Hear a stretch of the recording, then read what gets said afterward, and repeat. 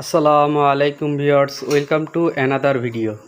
পাখিরহাট YouTube চ্যানেলে আপনাকে স্বাগতম।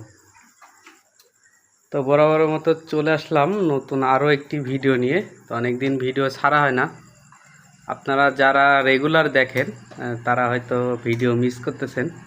তো আলহামদুলিল্লাহ, আল্লাহর রহমতে কবুতরগুলো খুবই ভালো আছে। তো আমার কবুতরের আপডেট মোটামুটি আপনাদের দিয়ে থাকি। যে এখানে একজোড়া গিলিবাস, এটা হলো নিউ অ্যাডাল বলতে তারপরেও এদের মনে করেন 2-3 পর করে চলে আসছে। এখন হয়তো এই যে জোড়া দিলাম, জোড়া এখনও নেয় নাই, জোড়া দিলাম আর কি। তো এখন বাচ্চা নেওয়ার, ডিম নেওয়ার প্রস্তুতি চলতেছে।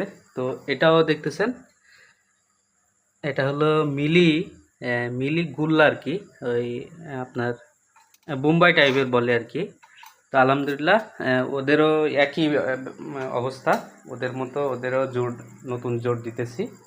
তো আলহামদুলিল্লাহ, আজকে একটা টিপস আপনাদের দেখাবো যাদের ডিম নষ্ট হয়ে যায় এবং ডিম গরমের সময়, এই অতিরিক্ত গরমের সময় কেন ডিম নষ্ট হয়ে যায় এবং আপনারা এই ডিম নষ্ট না হয়ে যাওয়ার একটা প্রক্রিয়া বের করতে পারবেন। সেটা হলো কীরকম,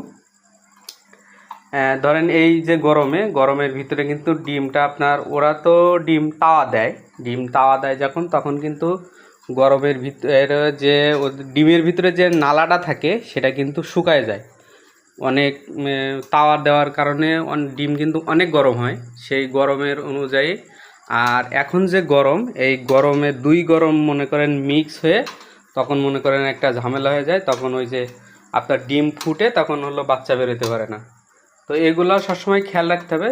ধরেন এখন আমার এই উপরে যে 2 জোড়া আছে, সেই 2 জোড়ার মনে করেন ডিম জমছে। এখন মনে করেন বাচ্চা হয়তো 10-15 দিনের ভিতরে হয়তো বাচ্চা বের হবে। 10-15 দিন লাগবে না অবশ্যই, হয়তো 8 দিন কি 10 দিন এরকম হয়তো লাগবে, এর ভিতরে ডিম বেরোয় যাবে। তো আমি আর একটা ভুল কাজ করছি হয়তো, সবাই বলবেন যে হলো আপনি বুঝেন তা করলেন না কেন।